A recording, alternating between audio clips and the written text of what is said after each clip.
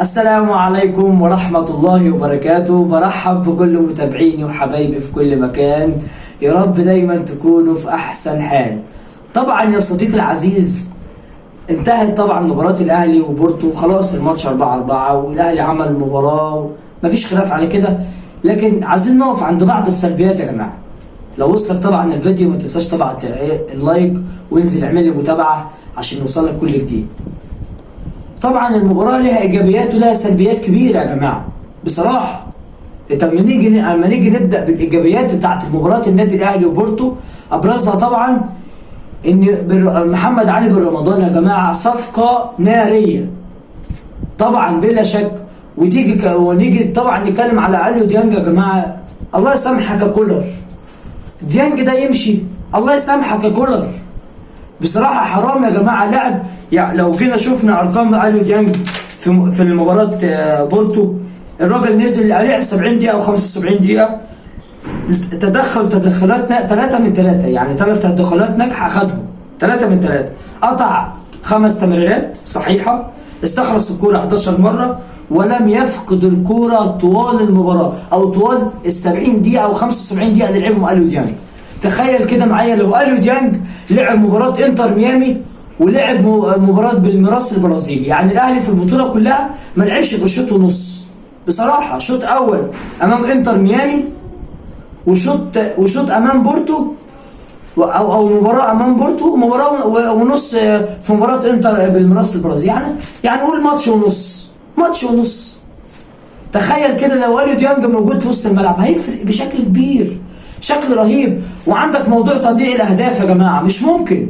لا يعني ابرز طبعا الحاجات اللي ظهرت في كاس العالم، وابرز السلبيات اللي ظهرت ان في بعض لعيبه النادي الاهلي لازم تمشي. اولهم بقى قفشه، حسين الشحات سمعنا ان عنده عروض، يعني محمد هاني لو يرقى. سلبيات كبيره يا جماعه ظهرت في تشكيله النادي الاهلي، لعيبه ما تستحقش تلبس تيشيرت النادي الاهلي ابدا. مش ممكن يا جماعه، مش ممكن على كميه السلبيات اللي في المباراه، مش ممكن. وكميه تضييع اهداف يا جماعه رهيبه جدا. وكمان طبعا من قبل البطوله والاعلام عمال يتكلم وزخم اعلامي وكل شويه لقاءات مع اللعيبه. ايه ده؟ تروح انت تزنقها راح تلعب دوره رمضان انت وهو؟ ايه يا كابتن انت وهو؟ في ايه؟ فين الكابتن محمد يوسف من الكلام ده كله؟ اكاد اجزم ان كابتن سيد عبد الحفيظ لو كان موجود ما كانش ولا لاعب طلع اتكلم في لقاء صحفي، ولا كان طلع على قناه. شويه الشناوي يطلع، يحيى عطيه الله، حسين الشحات، امام عاشور، قفشه. ايه يا جدعان في ايه؟ هي نزهه؟ والاعلام عمال يتكلم وكل شويه ماشي يا عم، انا عينك على راسي. هتقول لي اصل الفيفا وتعليمات من الفيفا، ماشي. الفيفا كان اخر يوم او يومين، بعد كده اون سبورت غطت البطوله ومش عارف ايه وكلام الاونطه ده ينفع؟ وطبعا من الاول خوسيه ريبيرو ما كانش الفريق من الاول في الدوري يا جماعه، اللي هم الماتشين 3 او 4 ماتشات الاخر دول كانوا فرقوا ال10 ايام دول او ال15 يوم دول، كانوا فرقوا بشكل كبير جدا معاه. كان عرف يحط فكره، عرف يحط التكتيك خطته، يفهم اللعيبه اكتر عشان يعرف امكانيات اللعيبه الموجوده اللي معاه. انت استفدت ايه من ماتش باتشوكا قبل ماتش انتر ميامي؟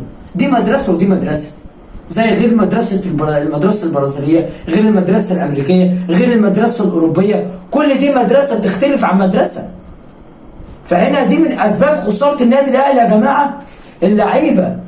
اللعيبه بصراحه، اللعيبه مش ممكن اللعيبه نازله نزهه، وان كل واحد عايز ياخد اللقطه. يعني زي ما شفنا في ماتش انتر ميامي، تريزيجيه عايز يخش ياخد ضربه الجزاء ويشوطها هو، المفروض في ترتيب.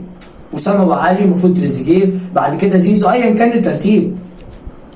ما دي من الاسباب. والفرص الضايعه حاجه من رعونه كبيره يا جماعه، رعونه كبيره في اداء لعيبه النادي الاهلي، ولابد من غربله كبيره جدا جدا في النادي الاهلي انتظروها الفتره الجايه، سواء لعيبه هتيجي او لعيبه هتمشي، سواء بقى تدعيم في الحته الدفاعيه، ياسين مرعي هيجي، عمرو الجزار، ايا كان اللعيبه اللي هتيجي، وتبقى في غربله في النادي الاهلي.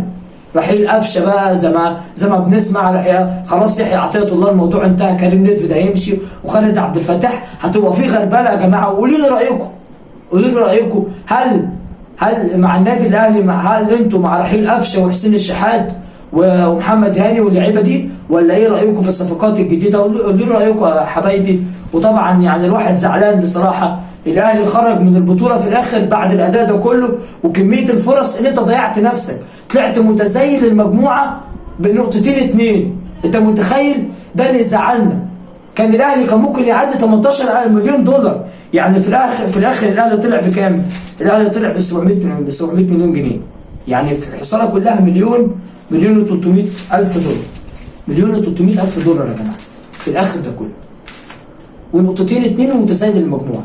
ده اللي مزعلنا كلنا، رغم ان الاهلي ظهر بمستوى خرافي قدام بورتو وقدام انتر ميامي في المباراه الاولى، وفي الاخر الحصه في الاخر رابع المجموعه. حاجه تزعلنا بصراحه. نتمنى هنشوف الفتره الجايه وننتظر الغربله في نادي الاهلي الفتره القادمه، وانتظروني ان شاء الله باذن الله في لقاءات جديده. السلام عليكم.